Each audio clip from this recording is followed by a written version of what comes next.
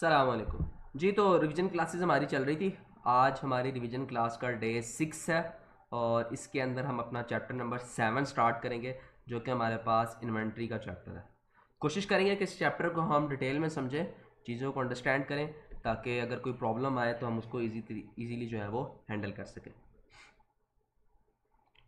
Last revision class से अगर आप लोगों को कोई सवाल है, कोई क्वेश्चन है डेप्रिसिएशन तो वो आप लोग पूछ लें।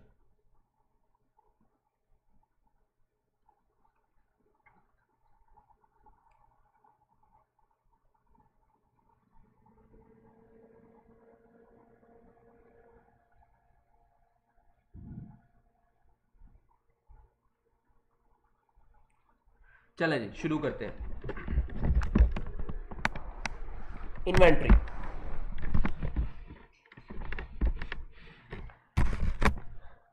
इन्वेंट्री जो है वो आपके पास एसिड होता है, और ये एसिड आपके पास कहाँ पे अवेलेबल होता है? करंट एसिड में आपके पास आ रहा होता है इन्वेंट्री।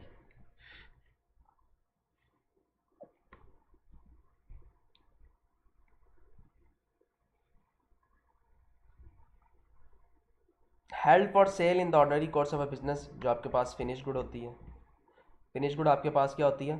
जो आप बना लेते हो, बिल्कुल फाइनल हो जाती है, ऑर्डनरी कोर्स ऑफ बिजनेस से गुजर चुकी होती है तमाम चीज़ों से, और अब आपके पास वो सेल के लिए अवेलेबल होती है। जैसे अगर किसी कंपनी का काम जो है वो लैपटॉप बनाना है, उन्होंने लैपटॉप को असेंबल कर दिया, सब कुछ कर दिया, एलसीडी लगा दिया, विंडो कर दिया, हर चीज़ ओके करके अब उसको रख दिया बेचने के लिए, तो ये उनके पास क्या होगी? फिनिश गुड होगी। वर्क इन प्रोसेस क्या होती है? जो अभी अंडर प्रोडक्शन होती है, अभी बन रही होती है, उसके ऊपर काम चल रहा होता है, अभी उसके ऊपर प्रोडक्शन हो रही होती है, फिर उसने जाकर जो है वो सेल के लिए अवेलेबल होना होता है। ठीक है, तो प्रोसेस ऑफ प्रोडक्शन के अंदर वो अवेलेबल होती है। जैसे अभी आपका लैपटॉप बन गया, उसके ऊपर एलसीडी लगनी है, तो ये अभी उसके ऊपर प्रोसेस चल रहा है, तो ये वर्क इन प्रोसेस आपके पास कहलाती है। और अगर कोई मटेरियल है, जैसे आपके पास कीबोर्ड पड़ा है, माउस पड़ा हुआ है, आपके पास जो है वो हार्ड पड़ी हुई है, आपके पास सीडी रूम पड़ा हुआ है, डीवीडी रूम पड़ा हुआ है, रैम पड़ी हुई है, तो ये चीज़ें क्या है? ये अभी रॉ मटेरियल है। ये आपके पास क्या कहलाएंगे? रॉ मटेरियल कहलाएंगे। In the form of material और supplies to consume in the production. ये चीज़ें प्रोडक्शन के अंदर अभी कंज्यूम्ड होनी है।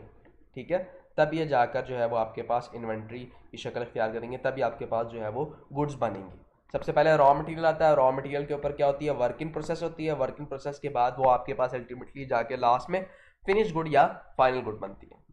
इन्वेंट्री को मैयर किस पे करते हैं? इन्वेंट्री को लोअर ऑफ कॉस्ट और एनआरवी पे मैयर करते हैं। Inventory should be measured at lower of cost and NRV.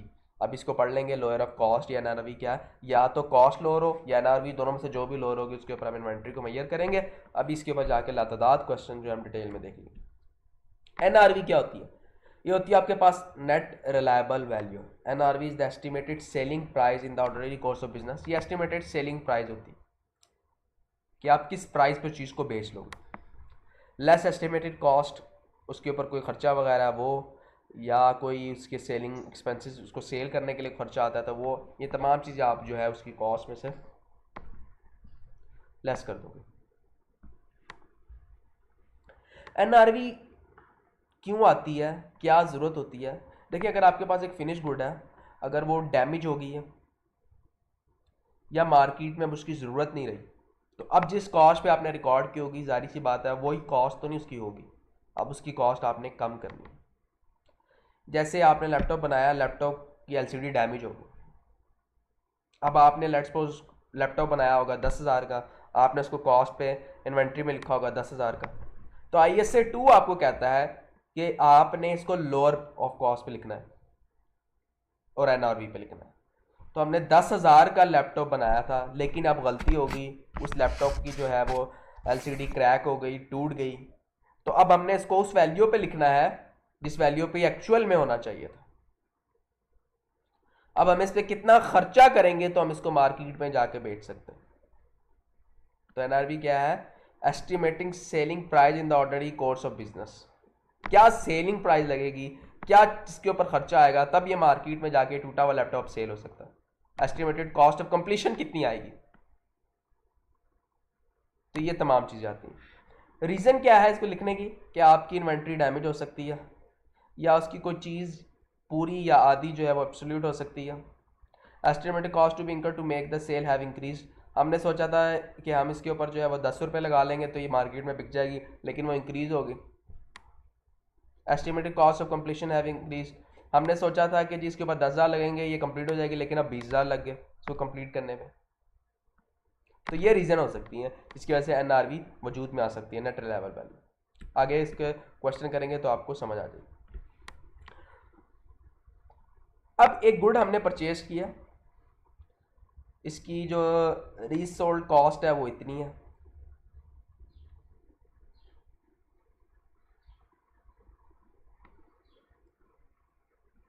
Normal course of business में उतने की सेल होती है, और डैमेज को सही करने के लिए हमें इतना उसके ऊपर खर्चा करना होता है। सबसे पहली चीज इसकी कॉस्ट कितनी है, 10,000। एनआरवी कैसे आती है, आपके पास सेलिंग प्राइस क्या है 14,000, उसमें से estimated cost to sell less कर दो, सेलिंग प्राइस में से estimated cost to sell less कर दो, आपके पास आ जाएगी एनआरवी। हमने इन्वेंट्री को रिकॉर्ड करना है या तो कॉस्ट पे, कॉस्ट ये है हमारे पास, या हमने एनआरवी पे रिकॉर्ड करना है। और एनआरवी हमारे पास क्या आती है, एनआरवी हमारे पास ऐसे आती है, selling price, estimated selling price में से लेस करना होता है हमने कॉस्ट ऑफ कंप्लीशन और cost of necessary to sell. तो कॉस्ट ऑफ कंप्लीशन या cost of necessary to sell वो कितनी है, ये है, और ये हमारे पास सेलिंग प्राइस है। सेलिंग प्राइस में से ये अमाउंट लेस कर दो, आपके पास क्या आती है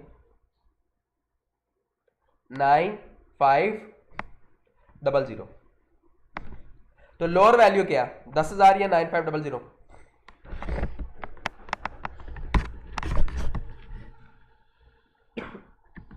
9500 लोअर वैल्यू है।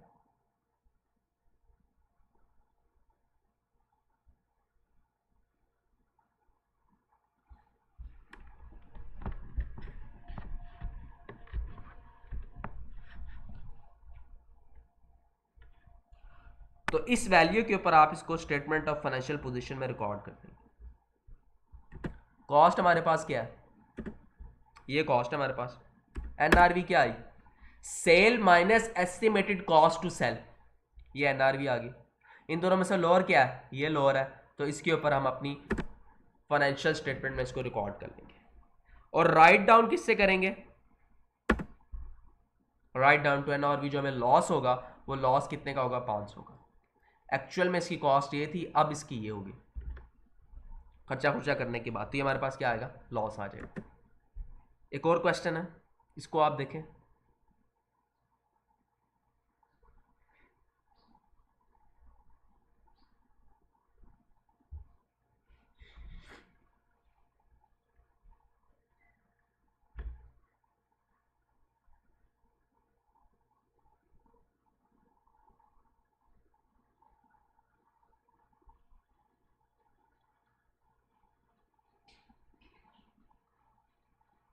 Net reliable value of damage cards निकालनी है, और इन्वेंट्री आपने किससे राइट डाउन करनी है, यानी कि लॉस आपको कितना आएगा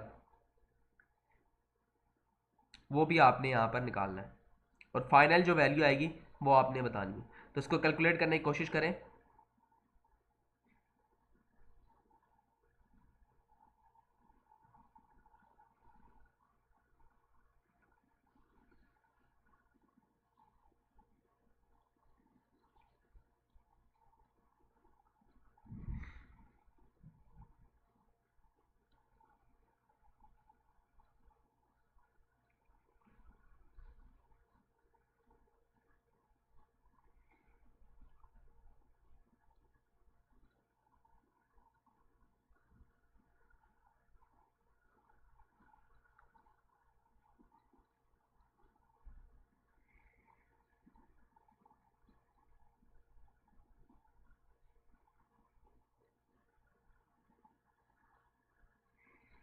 थोड़ा जल्दी इसका आंसर जो है वो मेरे साथ शेयर करें आप लोग प्लीज़।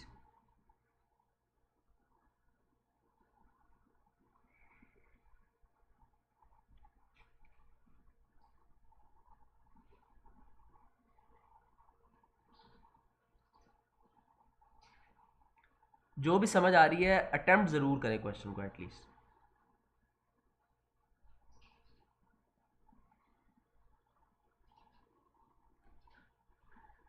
देखिए नेट रिलायबल वैल्यू के लिए हमें सबसे पहले क्या चाहिए, सेलिंग प्राइस चाहिए। तो सेलिंग प्राइस यहां पे पड़ी हुई minus estimated cost to sell. Estimated cost to sell कितनी है इसको रिपेयर करने के बाद, ये रही minus estimated cost to sell, तो ये आपके पास आ जाएगी एनआरवी। तो एनआरवी क्या आई अब 900000, ये आपके पास आ गया एनआरवी, सिंपल। उसके बाद बी पार्ट में क्या पूछा है कि हमने इन्वेंट्री को कितने से राइट डाउन करना है। हमने इन्वेंट्री रिकॉर्ड किस पे की होगी, जाहिर सी बात है इस अमाउंट पे।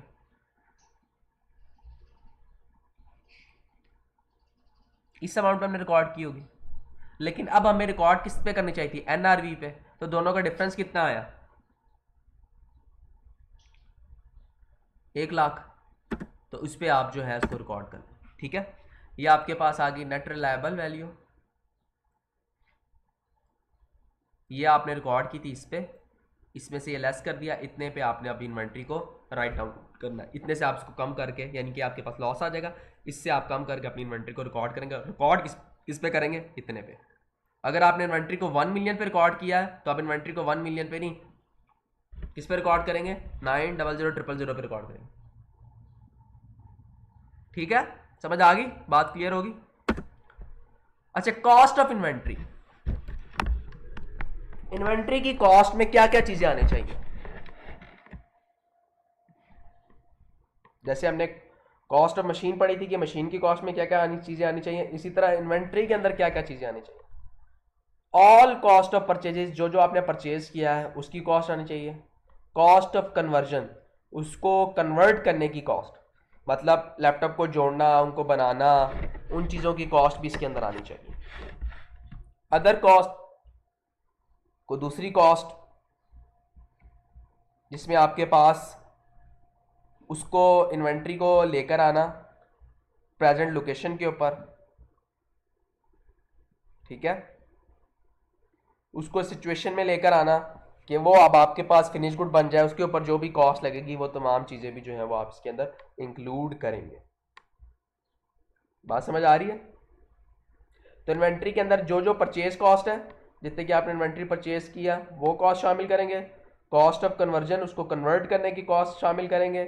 साथ कोई अदर कॉस्ट जो हमने उसके ऊपर इंकर्ड किया है इन्वेंट्री को प्रेजेंट लोकेशन के ऊपर लेकर आने के लिए, ठीक है, वो हम इसके अंदर इंक्लूड करेंगे। ये भी पढ़ लेते हैं कि नॉन प्रोडक्शन ओवरहेड क्या है, सब्र कर जाए जरा। कॉस्ट ऑफ परचेज के अंदर क्या क्या आना चाहिए, परचेज प्राइस आनी चाहिए, नॉन रिफंडेबल इंपोर्ट ड्यूटी आनी चाहिए, नॉन एडजस्टेबल टैक्सेस आने चाहिए, ट्रांसपोर्ट एंड हैंडलिंग कॉस्ट आनी चाहिए, other cost directly attributable to the acquisition, वो कॉस्ट जो इन्वेंट्री को लेने के लिए डायरेक्टली उसके ऊपर उसका खर्चा है वो शामिल होनी चाहिए। और कौन कौन सी कॉस्ट नहीं शामिल होनी चाहिए, इसमें आपके पास रिफंडेबल सेलिंग टैक्स नहीं शामिल होना चाहिए, एडजस्टेबल इनकम टैक्स शामिल नहीं होना चाहिए, cost not directly attributable to the acquisition, जो डायरेक्टली उस कॉस्ट उसके ऊपर खर्च नहीं होती इन्वेंट्री के ऊपर वो शामिल नहीं होनी चाहिए, डिस्काउंट्स और रिबेट्स भी शामिल नहीं होने चाहिए। तो ये याद रख लेना कौन कौन सी चीज़ें शामिल नहीं होनी चाहिए और कौन सी चीज़ें आपके पास शामिल होनी चाहिए।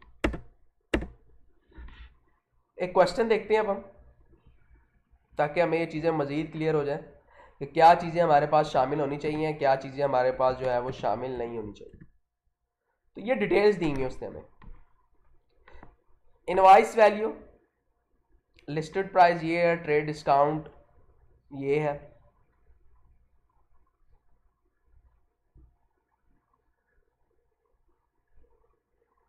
तो हमने क्या लिखना है, नेट ऑफ डिस्काउंट लिखना है। ये वैल्यू आ गई अपने पास, ये वैल्यू हमने लिख दी इनवाइस प्राइस। कस्टम ड्यूटी आएगी क्या उसके ऊपर, आएगी कि नहीं आएगी ये आपने बताना। आएगी, ठीक है जी, कस्टम ड्यूटी आ गई।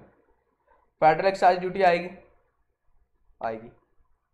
नॉन एडजस्टिंग इनकम टैक्स आएगा, एडजस्टेड होता या नहीं आता।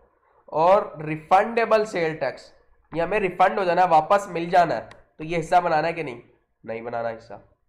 अगर हमें वापस ना मिलना होता तो हिस्सा बनाते। उसको लाने का खर्चा कैरेज बनाएंगे जी। और जो हमने कमीशन पे किया एजेंट को, डायरेक्टली इसका खर्चा है ना, डायरेक्टली एट्रीब्यूटेबल खर्चा है, तो ये भी आएगा, ठीक है। कोई प्रॉब्लम तो टोटल आपके पास ये अमाउंट आ जाएगी इसकी। समझ आ गई अब आपको कि कौन कौन सा खर्चा हिस्सा बनाना है इन्वेंट्री का, कौन कौन सा खर्चा हिस्सा नहीं बनाना। गुड इन ट्रांजिट, ऐसी गुड जो रास्ते के अंदर हो वो गुड्स इन ट्रांजिट होती है। अगर रिक्स और रिवॉर्ड्स ये बायर के पास चले गए हुए हैं तो वो गुड बायर की होती है। मतलब मैं जो हूं वो लैपटॉप्स प्रोवाइड करता हूं, या एससी लर्निंग जो है वो कैप के टेस्ट सेशन प्रोवाइड करता है। तो अगर हम सारे उसको टेस्ट सेशन प्रोवाइड कर दें तो अब पेपर में पास होने के रिस्क एंड रिवॉर्ड स्टूडेंट के पास। ठीक है, इस तरह अगर एससी लर्निंग लैपटॉप्स प्रोवाइड करता है तो अगर हमने लैपटॉप्स यहां से बिल्टी करवा दिए, पैसे ले लिए और कहा अब तुम्हारा मसला है, रास्ते में चोरी हो जो मर्जी हो, अब ये तुम्हारे हैं, हमने तुम्हारे कहने पे बिल्टी करवा दिए थे, तो अब रिस्क एंड रिवॉर्ड्स किसके पास है? बायर के पास है। तो गुड्स इन ट्रांजिट भी आपके पास इन्वेंट्री होती है, लेकिन किसकी? बायर की, सेलर की नहीं। जो चीज आपने मंगवाई है वो अभी रास्ते में है, वो आप ही की चीज है। जैसे आपने दराज से कोई चीज मंगाई है, वो अभी रास्ते में, वो चीज आपकी है, तो आप उसको इन्वेंट्री रिकॉर्ड कर लोगे। तो गुड इन ट्रांजिट को आप इन्वेंट्री रिकॉर्ड कर लोगे, रिस्क एंड रिवॉर्ड उसके आपके पास है। कॉस्ट ऑफ कन्वर्जन, हमने पढ़ा भाई कन्वर्ट करने की कॉस्ट भी इन्वेंट्री में इंक्लूड करनी है। तो कॉस्ट ऑफ कन्वर्जन होती क्या है? लैपटॉप्स बनाने हैं, लैपटॉप्स के ऊपर आपको लगेगा जी लैपटॉप के लिए मटेरियल चाहिए, वो उसकी कॉस्ट है। उसके बाद इसके ऊपर लेबर लगनी है, तो लेबर क्या है? इसको कन्वर्ट करने की कॉस्ट है, तो वो कॉस्ट भी इन्वेंट्री का हिस्सा बनाओगे। तो cost directly related to the unit of production, जो डायरेक्टली प्रोडक्शन के अंदर इन्वॉल्व हो, यानी कि डायरेक्टली लैपटॉप को बनाने के लिए जो खर्चा आए, उसके ऊपर डायरेक्ट मटेरियल हो, डायरेक्ट लेबर हो, जो भी हो, तो इसमें कॉस्ट ऑफ कन्वर्जन में आपके पास डायरेक्ट लेबर की एक अच्छी एग्जांपल है, क्योंकि लैपटॉप को कन्वर्ट करना है तो कन्वर्जन कॉस्ट, तो उसके ऊपर डायरेक्ट लेबर। ठीक है, या कोई और सिस्टमैटिक एलोकेशन ऑफ फिक्स्ड और वेरिएबल प्रोडक्शन ओवरहेड, कोई फिक्स्ड और वेरिएबल प्रोडक्शन ओवरहेड्स हो, वो भी इसके अंदर जो है वो इसकी कन्वर्जन कॉस्ट के अंदर इंक्लूड होते हैं। जो सिर्फ और सिर्फ फिक्स प्रोडक्शन, फिक्स वेरिएबल या फिक्स प्रोडक्शन ओवरहेड्स जो सिर्फ और सिर्फ इन्वेंट्री के लिए यूज हो रहे हो, वो।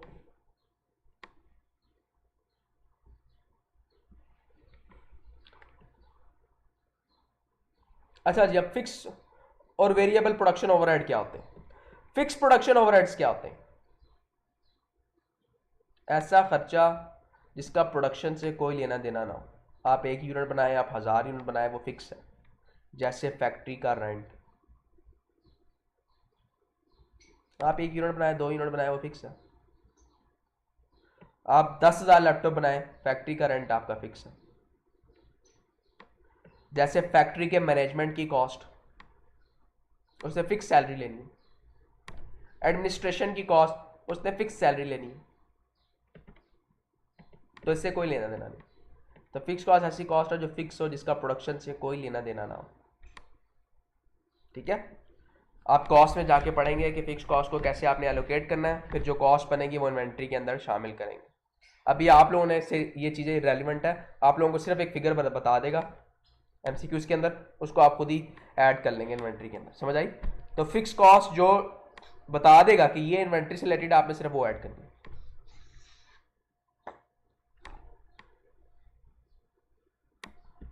वेरिएबल कॉस्ट, वेरिएबल कॉस्ट ऐसी कॉस्ट होती है जिसका प्रोडक्शन से लेना देना हो। अगर आप 1 यूनिट बनाएंगे तो इसकी कॉस्ट कुछ और होगी, 2 यूनिट बनाएंगे कुछ और होगी, यानी कि वेरी कर रही है। इसका प्रोडक्शन से डायरेक्ट रिलेशन हो। जैसे ही वॉल्यूम इंक्रीज करेगा ये भी इंक्रीज करेगी। जैसे इनडायरेक्ट मटेरियल या इनडायरेक्ट लेबर। डायरेक्ट लेबर क्या है? जो डायरेक्टली प्रोडक्शन के अंदर यूज हो रही है, लेकिन इनडायरेक्ट लेबर क्या है? जो कहीं और यूज हो रही है।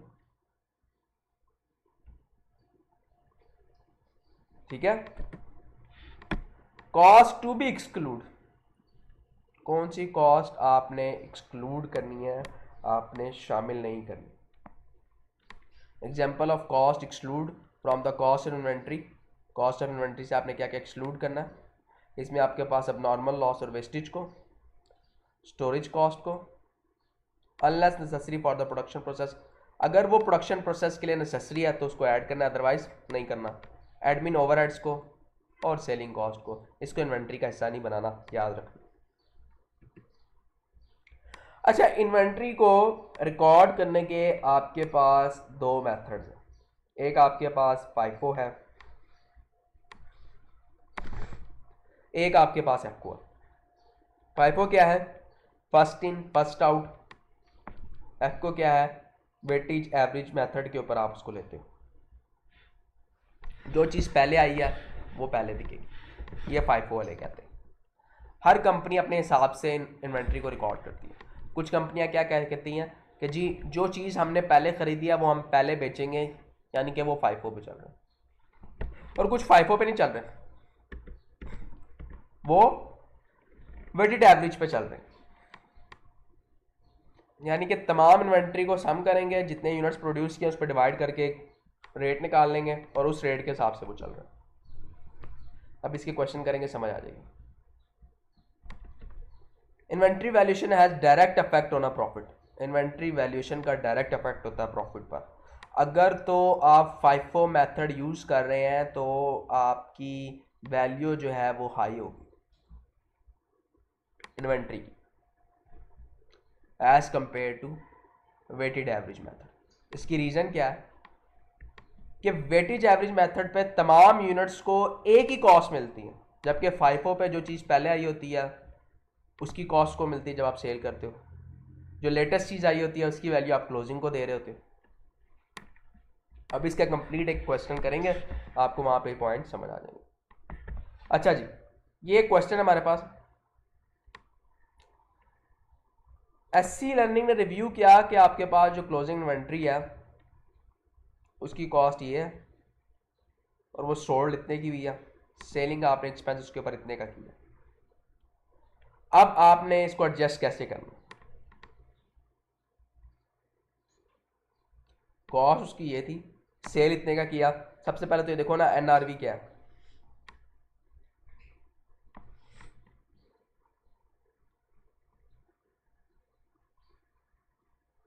Sell minus estimated cost to cell.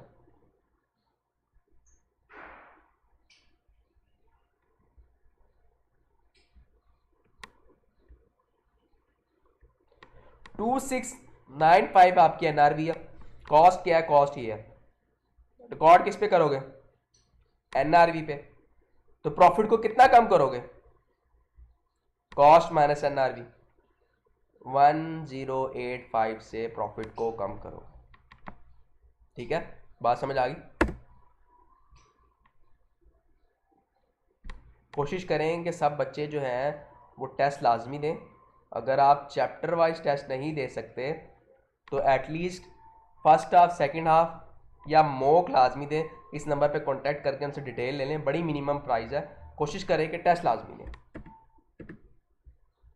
अच्छा जी, एक और क्वेश्चन है हमारे पास, इसको सॉल्व करें आप लोग।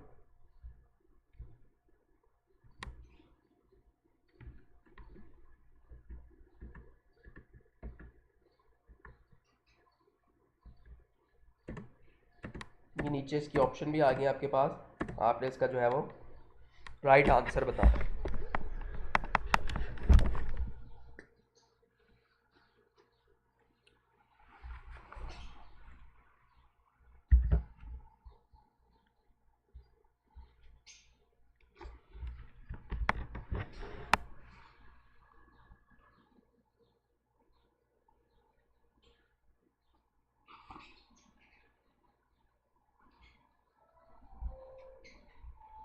ओपनिंग कितनी है? 900 और 5 रुपए का यूनिट है। परचेज किया उसने 100 यूनिट 6 रुपए के हिसाब से, फिर उसने सेल किए यूनिट, फिर उसने परचेज किए और फिर उसने यूनिट सेल किए। सबसे पहले तो क्लोजिंग बताएं। क्लोजिंग कैसे निकालेंगे? Opening plus purchases minus cell, आपके पास क्लोजिंग आ जाएगी। तो 900 जमा 1000 जमा 600 माइनस सेल क्या किया 1250, उसके बाद सेल क्या किया, 550, तो क्लोजिंग क्या आ गया आपके पास, 700 यूनिट आपके पास क्लोजिंग है।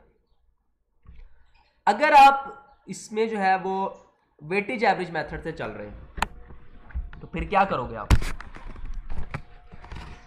फिर आपने एक काम करना है कि आपने तमाम इन्वेंट्री की वैल्यू कैलकुलेट कर लेनी है, ओपनिंग प्लस परचेजेस। सबसे पहले ओपनिंग प्लस परचेजेज यूनिट्स हैं कितने, ओपनिंग है 900 प्लस 1000 ये परचेज है, प्लस परचेज 600 ही है, तो परचेजेज आपके पास क्या आ जाएंगी, 2500 आ जाएंगी परचेजेज आपके पास।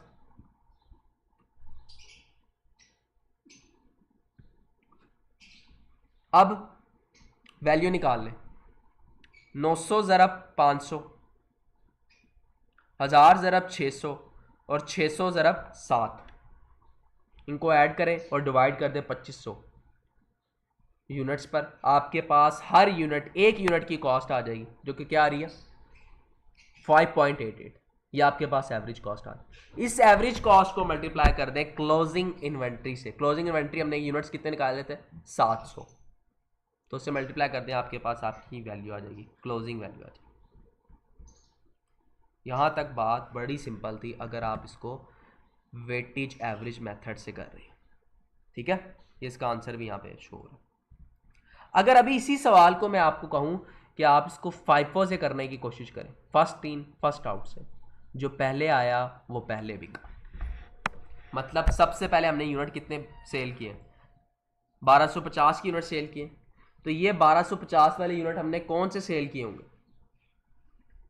ये 1250 वाले यूनिट हमने कौन से सेल किए होंगे, जो हमारे पास पहले 900 वाले बचे होंगे सबसे पहले वही सेल किए होंगे, सबसे पहले ये वाले यूनिट सेल किए होंगे, तो ये यूनिट हमने सेल कर दी। बाकी इसमें से कितने बचे, 350, 350 बचे, 350 हमने कौन से सेल किए होंगे, जो बाद में ये परचेज किए होंगे, ठीक है। फाइफो में आपने देखना है सेल कहाँ कहाँ पर, उसमें से ये देखना है कि ये जो यूनिट है इसमें सबसे पहले कौन से सेल किए होंगे, इनमें से सबसे पहले 900 वाले सेल किए होंगे, बाकी इनमें से कितने बचे, 350 हमने यहाँ वाले सेल किए होंगे जो 1000 परचेज किए थे, मतलब 6 रुपये के हिसाब से सेल किए होंगे, तो वो हमने सेल किए। अब इसमें से कितने यूनिट्स बचे,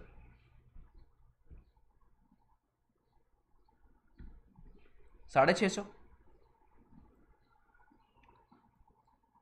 अब अगले हमने कौन से सेल किए, अगले हमने ये 550 सेल किए, और जो ये सेल किए होंगे वो यहाँ से सेल किए होंगे, ठीक है।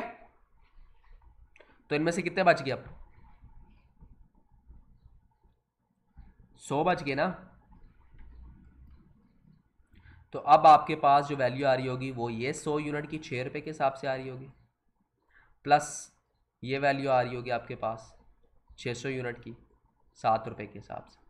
तो क्लोजिंग हमारे पास आना 700 ही है, यहाँ पे क्लोजिंग कितना आ रहा है, 700, लेकिन फाइफो में वैल्यू कुछ और आएगी। फाइफो में वैल्यू आपके पास क्या आएगी, 600 और 600 ज़रब 7,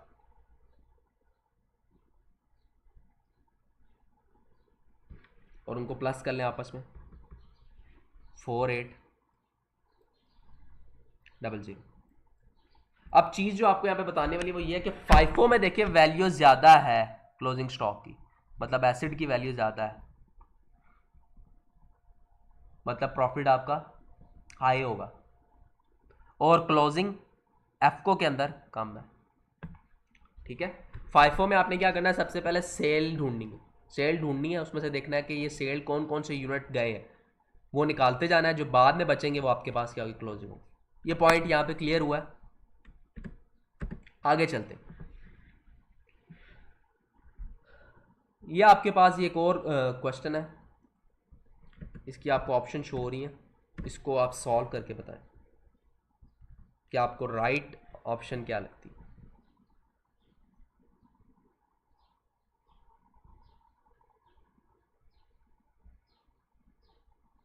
आपने ओमिट कर दी, लिखी ही नहीं हो।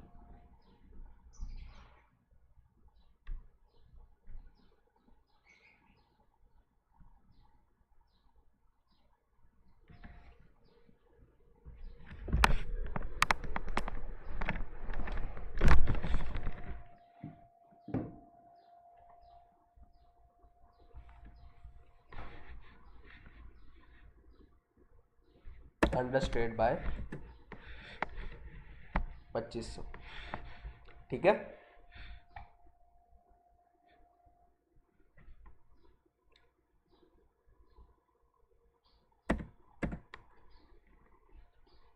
नेक्स्ट, इस क्वेश्चन को सॉल्व करने की कोशिश करें।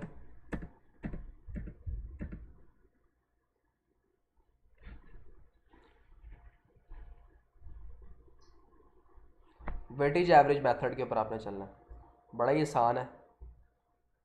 सबसे पहले जो जो परचेज किया, ओपनिंग किया आपके पास 35,000 यूनिट, इसको मल्टीप्लाई करते हैं इस रेट के साथ, और 40,000 यूनिट को 5 से मल्टीप्लाई कर दें और डिवाइड करा दें जो यूनिट ओपनिंग और परचेजेस की यूनिट है, ये ओपनिंग है ये परचेजेस है, इससे डिवाइड करा दें, रेट आ जाएगा। रेट क्या आ रहा है आपके पास 4.3। इस रेट को मल्टीप्लाई करा दें क्लोजिंग स्टॉक के साथ, क्लोजिंग आपके पास कितना आ रहा है, कॉस्ट ऑफ गुड्स सोल्ड दी हुई है तो इसके साथ मल्टीप्लाई करा दें, ठीक है। तो ये आपके पास क्या आ जाएगा, इसका आंसर आ जाएगा। अच्छा, एक और चीज़ कि इन्वेंट्री को रिकॉर्ड करने के लिए हम दो मेथड यूज़ करते हैं, जिसमें आपके पास पीरियोडिक इन्वेंट्री सिस्टम होता है और परपेचुअल इन्वेंट्री सिस्टम होता है। ये बेसिकली मेथड होते क्या है, इनका फ़ायदा क्या है, इनसे क्या होता है, अभी डिस्कस करते हैं। पीरियोडिक इन्वेंट्री सिस्टम में क्या होता है कि inventory and cost of goods sold are not updated continuously update नहीं हो रही होती। परचेज और परचेज रिटर्न का अकाउंट मेंटेन हो रहा होता है, और cost of goods sold does not exist. यहाँ पर cost of goods sold exist नहीं करती पीरियोडिक इन्वेंट्री सिस्टम में। और any loss of inventory is automatically, कोई भी लॉस हो does not required special accounting treatment, उसका कोई स्पेशल अकाउंटिंग ट्रीटमेंट नहीं होता। और ये पीरियोडिक सिस्टम, जो पीरियोडिक इन्वेंट्री सिस्टम है, ये सूटेबल है लार्ज साइज आइटम्स के लिए और लो वैल्यू इन्वेंट्री के लिए। इसी तरह परपेचुअल है, परपेचुअल के अंदर परचेज और परचेज रिटर्न का अकाउंट नहीं बनता, जबकि पीरियोडिक के अंदर परचेज और परचेज रिटर्न का अकाउंट बनता था। यहाँ पर जो है आपकी इन्वेंट्री और कॉस्ट ऑफ गुड्स सोल्ड जो है वो अपडेटेड होती है हर टाइम, और कोई भी लॉस आता है तो उसकी आप स्पेसिफिक एंट्री करते हैं। और ये हाई वैल्यू इन्वेंट्री और इन्वेंट्री मूवमेंट को ऑब्जर्व करने के लिए आप जो है वो परपेचुअल पीरियोडिक सिस्टम यूज़ करते हैं। अब इसकी एंट्रियाँ देखेंगे तो ये आपको सिस्टम मज़ीद क्लियर हो जाएगा।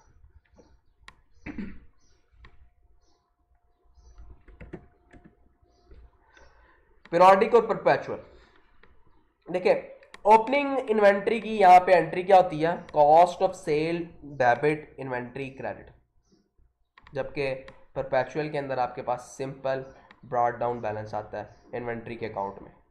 यहाँ पे आप एंट्री पास करते हैं पीरियोडिक में, जबकि परपेचुअल में नहीं करते। वहाँ पे क्या, कॉस्ट ऑफ सेल को डेबिट करते हैं, इन्वेंट्री को क्रेडिट करते हैं। अगर आप कोई चीज़ परचेज कर रहे हो तो पीरियोडिक के अंदर आप क्या करते हो, परचेज डेबिट पेएबल क्रेडिट, जबकि परपेचुअल में आप क्या कहते हो, इन्वेंट्री डेबिट पेएबल क्रेडिट। यहाँ क्योंकि यहाँ पर क्या हो रहा था, आपके पास परचेज का अकाउंट ही नहीं बनता परपेचुअल के अंदर। जब परचेज का अकाउंट ही नहीं बनता तो आप यहाँ पे इन्वेंट्री को हैंडल करते हो। अगर कोई फ्रेट चार्जेस वगैरह है तो वो आप क्या करोगे, वो उसकी आप एंट्री सिंपल पास करोगे कैरेज इन प्रोडक्शन कॉस्ट या प्रोडक्शन कॉस्ट, और क्रेडिट कर दोगे आप पेएबल को। यहाँ पर आप इन्वेंट्री को मेंटेन कर रहे होते हो तो आप यहाँ पे इन्वेंट्री को डेबिट कर दोगे, पेएबल या कैश में पे किया तो उसको आप क्रेडिट कर दोगे। उसके बाद आपके पास नेक्स्ट एंट्री क्या, अगर आपको सेटलमेंट डिस्काउंट मिल रहा है परचेज के ऊपर तब आप एंट्री क्या पास करोगे, कोई अगर आपको सेटलमेंट डिस्काउंट मिल रहा है परचेज के ऊपर तब आप एंट्री क्या पास करोगे, पेएबल आपके कम हो रहे होंगे और परचेज को आप क्रेडिट कर दोगे, क्योंकि यहाँ परचेज का अकाउंट बन रहा है, यहाँ पे परचेज का अकाउंट नहीं बन रहा होता तो आप इन्वेंट्री को क्रेडिट कर दोगे। इसी तरह अगर आप सप्लायर को कोई चीज़ भेज रहे हो, वापस रिटर्न कर रहे हो, तो यहाँ पे इन्वेंट्री को कम करोगे, यहाँ पे परचेज रिटर्न लिखोगे, क्योंकि यहाँ पे परचेज रिटर्न का अकाउंट बनता है। सेल की एंट्री यहाँ पे सेम है, यहाँ पे रिसीवेबल टू सेल, यहाँ पे भी रिसीवेबल टू सेल, लेकिन यहाँ पे एक एक्स्ट्रा एंट्री होती है सेल के केस में, cost of sale to inventory. ये लोग cost of sale to inventory opening के ऊपर ही कर लेते हैं, और ये लोग सेल पे लाके cost of sale to inventory की एंट्री पास करते हैं। और अगर रिटर्न फ्रॉम कस्टमर हो रही है तो ये सेल रिटर्न टू रिसीवेबल कर लेंगे, ये भी सेल रिटर्न टू रिसीवेबल कर लेंगे, लेकिन ये एंट्री लाजमी पास करेंगे inventory to cost of sale. Sale में भी और सेल रिटर्न में भी ये एक एक्स्ट्रा एंट्री जो है वो परपेचुअल वाले पास करते हैं। इसके बाद एबनॉर्मल लॉस,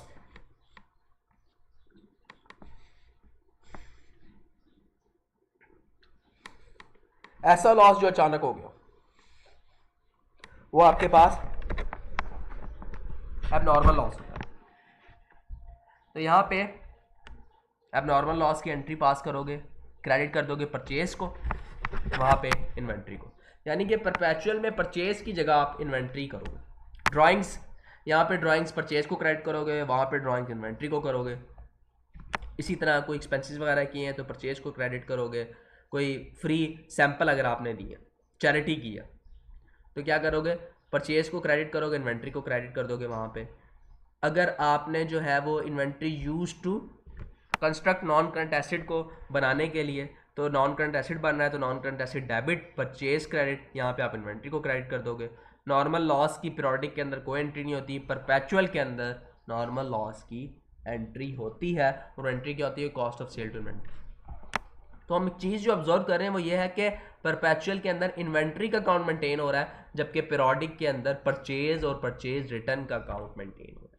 और एक चीज़ और क्या ऑब्जर्व की, अगर तो यहाँ पर आपके पास सेल है तो यहाँ पे आप एक एक्स्ट्रा एंट्री करोगे, इसी तरह सेल रिटर्न है तब एक एक्स्ट्रा एंट्री आप यहाँ पर रिकॉर्ड करोगे। इसी तरह अगर आपके पास क्लोजिंग इन्वेंट्री है तो क्लोजिंग इन्वेंट्री की पीरियोडिक के अंदर आप एंट्री पास करते हो, परपेचुअल में नहीं, क्योंकि आप पीरियोडिक में ओपनिंग की भी एंट्री पास करते हो, इसीलिए आप पीरियोडिक में क्लोजिंग की भी एंट्री पास करते हो, और इसका वही क्लोजिंग बैलेंस आ रहा होता है, जैसे इसका ओपनिंग बैलेंस आ रहा होता है इसी तरह इसका क्लोजिंग बैलेंस आता है। और अगर आप कोई रिटर्न डाउन टू एनआरवी कर रहे हो तो यहाँ पे क्या करोगे, आप यहाँ पर जो है वो सेम एंट्री पास करोगे दोनों जगह पे, यहाँ पे भी cost of sale to inventory, यहाँ पे भी कॉस्ट ऑफ सेल।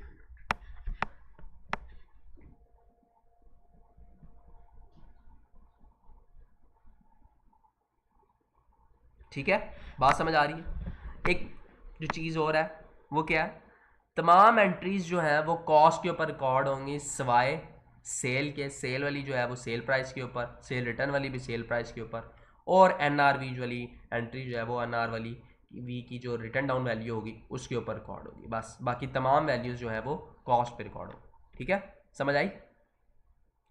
पॉसिबल जो difference between the balance on the inventory account and physical inventory के दरमियान जो डिफरेंस आ रहा होता है वो किस किस वजह से आ रहा होता है। सबसे पहले चीज़ तो आपको ये समझनी चाहिए कि इन्वेंट्री अकाउंट और फिजिकल अकाउंट होता क्या। देखिए, आपके जो अकाउंटेंट है वो बैठ के ऑफिस के अंदर एक इन्वेंट्री अकाउंट बना रहे होंगे, और जबकि आपकी फिजिकल इन्वेंट्री, एक्चुअल में जो इन्वेंट्री है वो आपके गोदाम वगैरह में पड़ी होगी। हो सकती है ना, ऐसी सिचुएशन हो सकती है।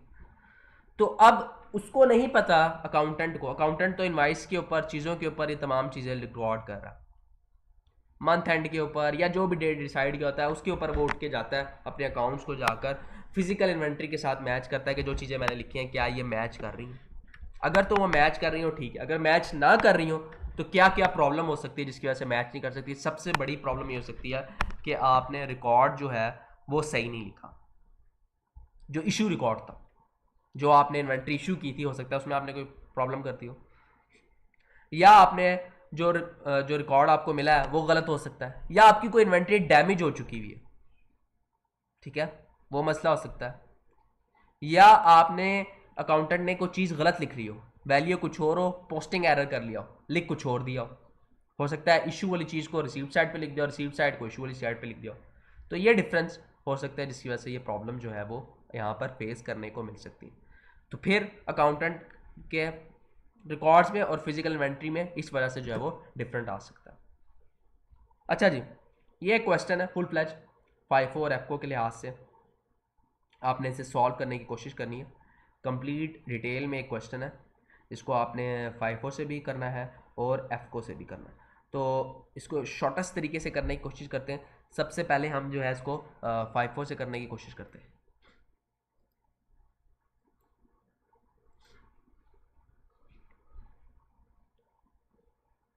फिनिश गुड हमारे पास ये आ रही है।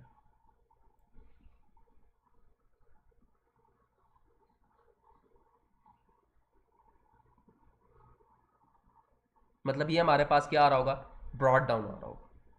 ठीक है,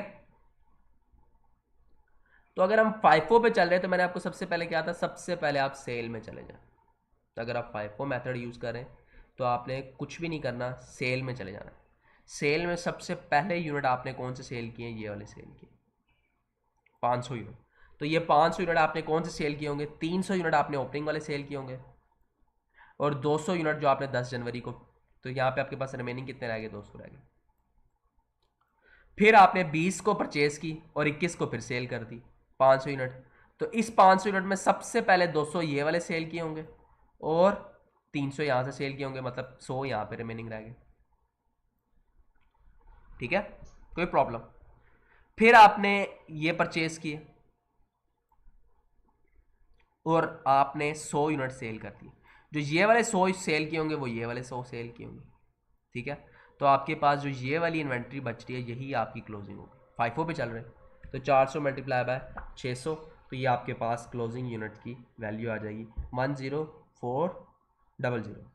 तो ये आपके पास क्लोजिंग इन्वेंट्री की वैल्यू होगी। सिंपल, फाइफो के अंदर आप ऐसा करेंगे। ठीक है, समझ आ गई बात, क्लियर होगी।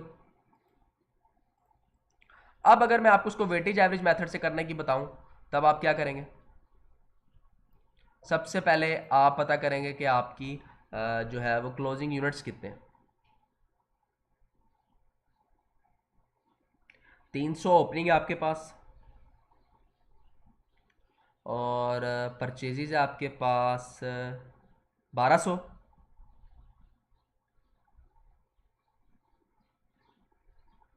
300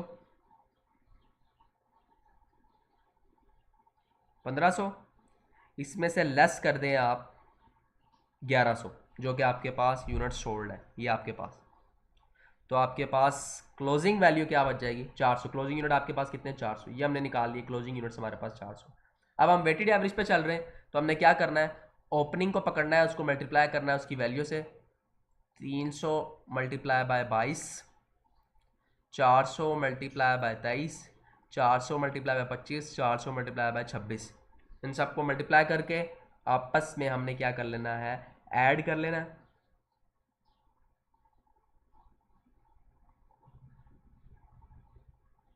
ऐड कर लिया, जो वैल्यू आई उसको हम डिवाइड करा देंगे 1500 से, आपके पास एक रेट आ जाएगा।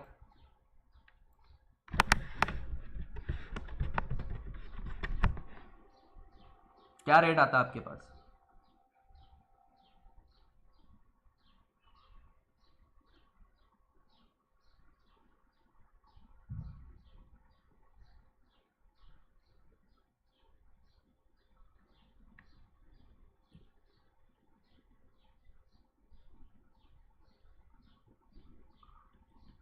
जी रेट क्या आ रहा है आपके पास, 25.638, उसको मल्टीप्लाई करा दे 400 से, तो ये आपके पास क्लोजिंग इन्वेंट्री की वैल्यू आ जाएगी 10254। ठीक है, आप इसको लेजर कार्ड बना के भी कर सकते हैं, उस तरीके से भी कर सकते हैं, और ये सिंपल तरीके से अपने एमसीक्यू सॉल्व करने के लिए या उस टाइम उसको हल करने के लिए आप सिंपल तरीके से इस तरीके से भी कर सकते हैं। कोई प्रॉब्लम, कोई चीज़ जो समझ ना आई हो। ठीक है, तो इन्वेंट्री उम्मीद है कि आपको अच्छे तरीके से ये तमाम चीज़ें जो हैं वो क्लियर हो गई होंगी।